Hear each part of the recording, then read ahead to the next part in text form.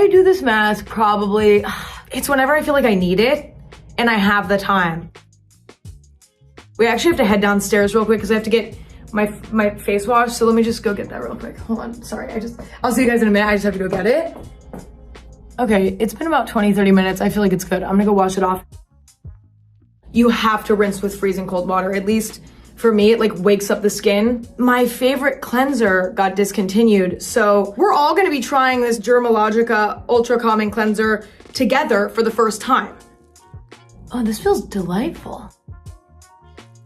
We've really gotten in there, really cleansed.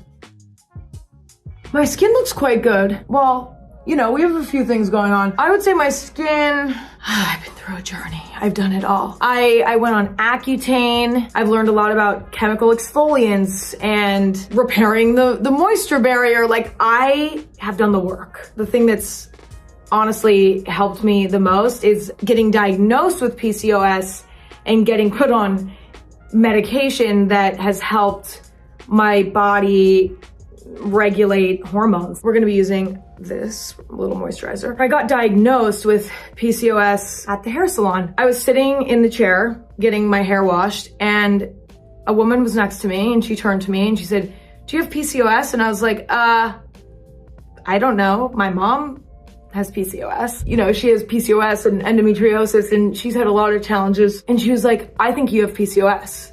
And I was like, "What's happening?" She could tell by the acne that was on my cheeks. Turns out she was an OBGYN and she diagnosed me with PCOS. It's really changed my life, to be honest. Like, my periods are so much more chill. My skin is so much more predictable. My hair is getting thicker. It's just feeling like I'm coming back to myself in a way. And the beauty sandwich, he does my facials for fancy red carpets. And one time he gave me his oil that he makes and I fell in love with it. I think there's like instructions on the back to like rub your hands together and smell it and stuff, which I do sometimes. It smells so good. I always thought of oil as being something that would just clog your pores, but I found that the combination of a really good moisturizer and a really good oil, it just creates the perfect makeup base. I'm at a place, I think, in my life and young adulthood where I really appreciate this slow, methodical routine of it all. A lot of times these days, I'm not even putting music on for this stuff. Silence. I'm sunscreening up. Milk Makeup Hydro Grip Eye Primer. I had been doing eyeshadow looks with no base, and it was kind of a problem because my eyeshadow looks weren't sticking. Maybe I need to buy a primer. Maybe that's why they sell primer. My perspective on beauty has shifted a lot. I think I'm personally less concerned about looking, you know, conventionally attractive, and I'm far more interested in looking sort of interesting. I did a little pixie cut a few months ago because I was excited about the idea of having hair that would be fun for me to style, that was intriguing. And that's kind of what has become beautiful for me, is things that are intriguing and interesting. I'm gonna go in with the whitish and this little beige-ish one. I've done this look before, but it's gonna be different today than it's ever been before, and that's very exciting now, isn't it? Now, isn't it? Oh my God, my Irish roots are coming out. I'm gonna start out with this grayish. It's like a brown with like a gray undertone. I'm getting in the crease, although it's sloppy, but it doesn't matter because I'm gonna blend it in a moment, so just don't judge me. The Met's coming up. I am doing the interviews again. Every time they ask me back, I'm like, come on, you sure? I really love the fast-paced, dynamic nature of doing the red carpet interviews. The cool thing about the Met is that it's celebrating fashion at the end of the day and looking at what they chose to wear and using that to sort of guide the conversation, I find tends to take it in a more unique direction. Like, it's almost more fun to discover with the audience in a way, and to genuinely be curious, authentically be curious. Like, if I don't know everything about somebody, then I'm authentically curious about what they're gonna tell me. Underrated eyeshadow color, gray. And I'm just gonna start working it into the crease a tiny bit, really gently. I'm gonna really try to be gentle. I'm gonna go a little bit under as well. We have another palette. Can you believe it? 2 palettes for Emma. I'm gonna be using the red and the red. And I'm also gonna dip into, I love red eyeshadow, eyeliner. I think the first time I tried it, I went to an Acne Studios event, actually. I was talking to the makeup artist and I was like, let's do something kind of spooky vibes. And she was like, let's do a little red. And I was like, say no more. I've been waiting for this moment. And it was perfect. And I've been sort of subtly integrating it into my own routine ever since. We're gonna really lightly work it into the crease, just a tiny bit, a little bit of the red underneath. The thing that's nice is that, you know, I can clean up my mess with my foundation and my concealer. So I'm like not really worried about it being a mess. But this is why we do eyes first. Now I'm going in with the darkest red in this palette and the lightest red. I'm blending this red out a little bit, just so that it's a tiny bit less harsh. I'm gonna add a little bit more of this, and I'm gonna do a bit of highlighting here.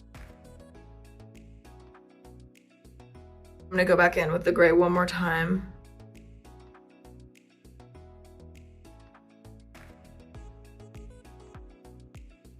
There's a lot more building in makeup than I think I realized when I first started. Like, it's building a good eye makeup look is like, you like keep going back in with new layers, and the layers is what makes it so good. Okay, this is a life hack that I just found out about and we're gonna try it today. Wetting the sponge with setting spray. This is kind of incredible.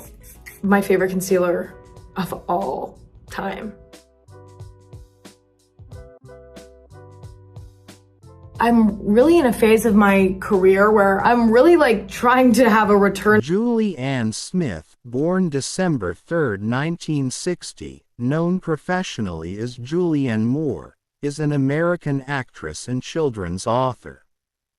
Prolific in film since the early 1990s, she is known for her portrayals of emotionally troubled women in independent films, and for her roles in blockbusters. She is the recipient of numerous accolades, including an Academy Award, a British Academy Film Award, 2 Golden Globe Awards, and 2 Emmy Awards. In 2015, Time named her one of the 100 most influential people in the world, and in 2020, the New York Times named her one of the greatest actors of the 21st century. Julianne Moore. Moore in 2024. Born Julie Ann Smith. December 3, 1960, age 64. Fort Bragg, North Carolina, U.S. Education Boston University, BFA. Occupations: actress, children's author. Years active 1984 present works full list spouses: John Gould Rubin, M. 1986, Div. 1995, Bart Freundlich, M. 2003. Children 2 relatives Peter Moore Smith, brother, awards full list. After studying theater at Boston University, Moore began acting in television. From 1985 to 1988, she was a regular in the soap opera As the World Turns, earning a Daytime Emmy Award. Moore made her breakthrough with Robert Altman's ensemble film Short Cuts, 1993, followed by a critically acclaimed performance in Todd Haynes' Safe, 1995. Starring roles in the blockbusters 9 Months, 1995, and The Lost World.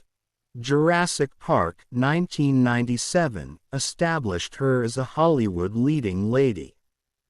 She received Oscar nominations for her roles in the period films Boogie Nights, 1997, The End of the Affair, 1999, Far From Heaven, 2002, and The Hours, 2002. In the first of these, she played a 1970s pornographic actress, while in the other 3, she starred as an unhappy mid-20th century housewife.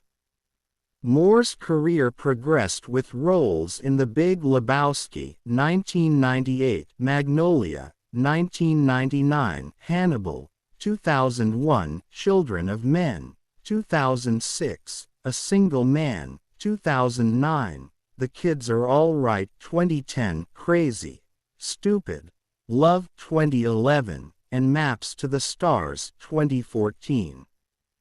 She won a Primetime Emmy Award for her portrayal of Sarah Palin in the HBO film Game Change, 2012, and the Academy Award for Best Actress for her portrayal of an Alzheimer's patient in Still Alice, 2014. Her highest-grossing releases came with the final two films in the Hunger Games film series, 2014-2015, and the spy film Kingsman: The Golden Circle, 2017. She has since starred in independent films and streaming projects, including Haynes' drama May December, 2023, and the historical drama miniseries Mary and George, 2024. In addition to her acting work, Moore has written a series of children's books about a character named Freckleface Strawberry. She is married to director Bart Freundlich, with whom she has 2 children.